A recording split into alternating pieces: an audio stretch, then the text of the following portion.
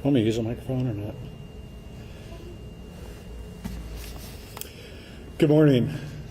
So I'm extremely proud to stand here before you and once again sing the accolades of the men and women of the Shasta County Sheriff's Office. Their exceptional work and dedication has proven in some very positive results for us again. The case I'll be briefing you on today is an example of teamwork from our detective unit partnered with the Shasta County District Attorney's Office.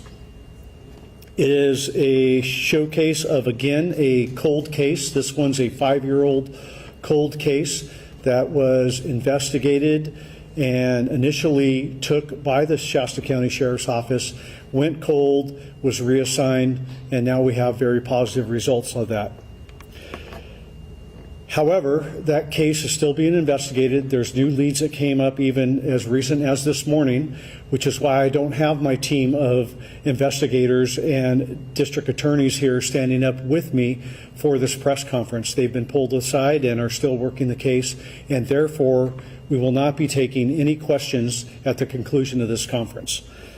I'd also of note like to tell you that there is a lot of rumors and assumptions and accusations around on social media regarding this case already.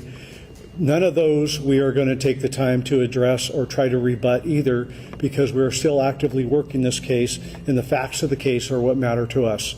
So I'm going to give you what I can as far as those facts go, and that will be all the information that we're able to release at this time.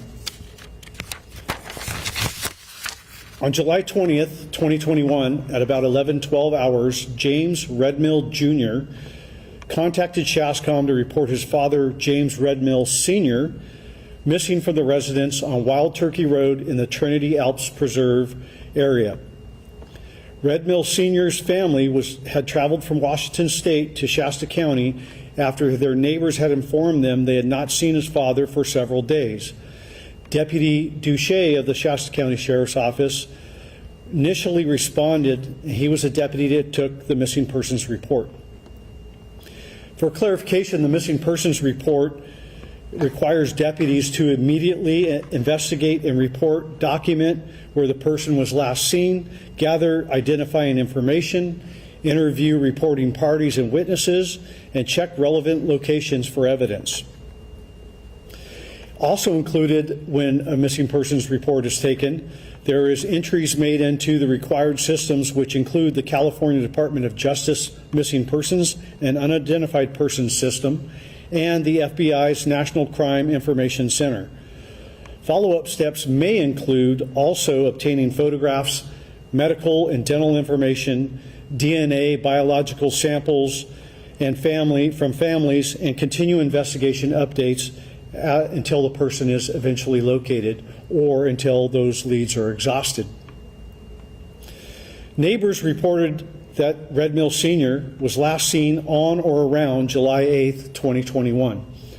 They also reported suspicious activity at the Redmill Sr.'s property after his disappearance, including unfamiliar vehicles on the property and items being loaded from the residence. The circumstances surrounding Redmill Sr.'s disappearance were considered suspicious at the time, and the case was initially investigated by the Shasta County Sheriff's Office Major Crime Unit. However, despite the follow-up on the available leads at the time and exhausting investigative leads, no further action or information was developed and the case went cold.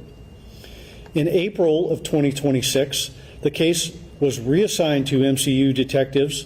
MCU, I'm sorry, is the Major Crimes Unit detectives, and Detective Amanda Pruitt and Detective Travis Williams received new information indicating that Redmill Sr. may have been killed and buried on a neighboring property belonging to Nicholas Allen Berry, age 55, of Igo, California.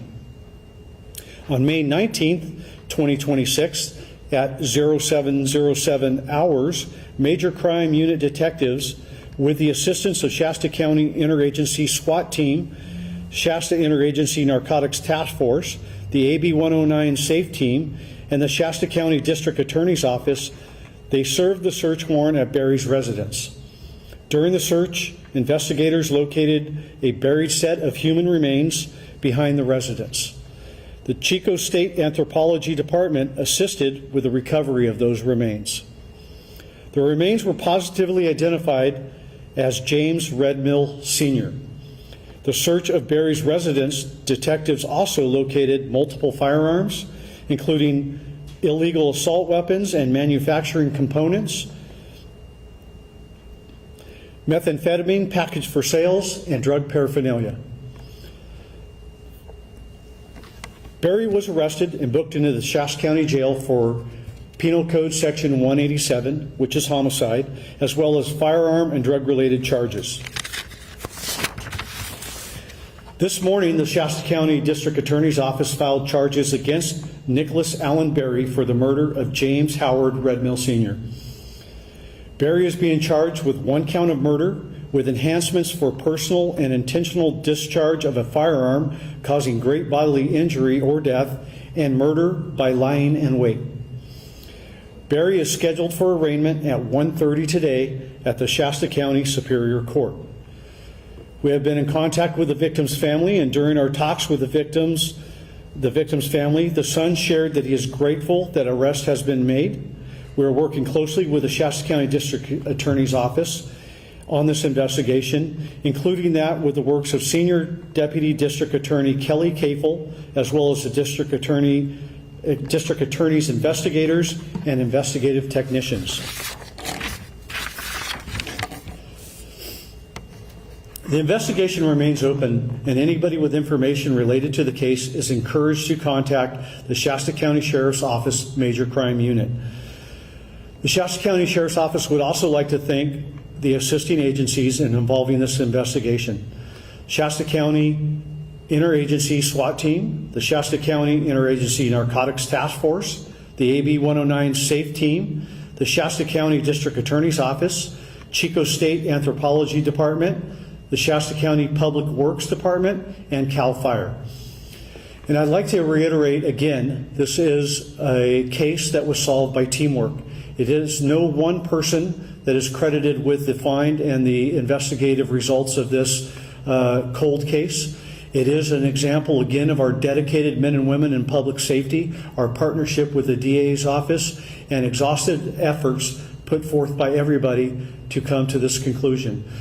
As more information is available for release, we will be happy to release updates and work with the media and get all the information available. However, this time, that is all the information we can give. Thank you for your time and effort.